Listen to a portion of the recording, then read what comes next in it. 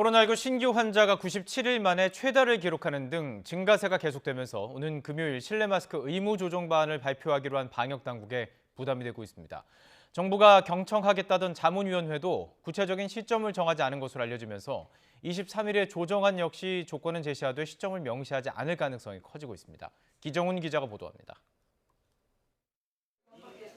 코로나19 신규 환자 8만 7천여 명.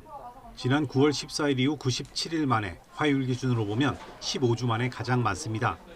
한 달 가까이 400명대였던 위중증 환자 수도 사흘 연속 500명대를 유지했습니다. 계속되는 증가세는 23일 마스크 의무 조정 방안을 발표하기로 한 정부에 부담이 되고 있습니다.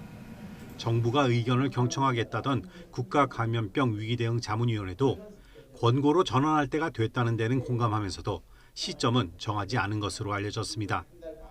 정기석 위원장은 마스크 의무 조정은 효과가 없다거나 필요성이 낮아졌다는 의미가 아니라면서 개인 의사를 존중하고 평범한 일상을 누릴 수 있도록 방역 생활화로 전환하려는 것이라고 강조했습니다.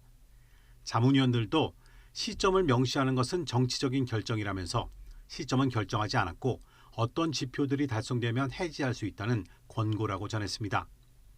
때문에 자문위 권고는 시점 제시가 아닌 의무 해제를 위한 기준과 방식 등에 국한됐을 것으로 보입니다.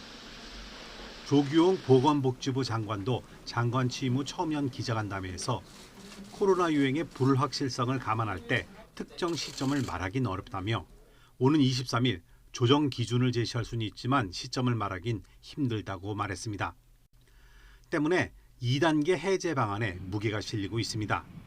내년 설 연휴 즈음 1단계로 대중교통과 복지시설, 의료기관 등을 제외한 나머지 실내에서의 마스크 착용 의무를 먼저 풀고 추후 일정 조건을 제시해서 나머지를 모두 푸는 겁니다.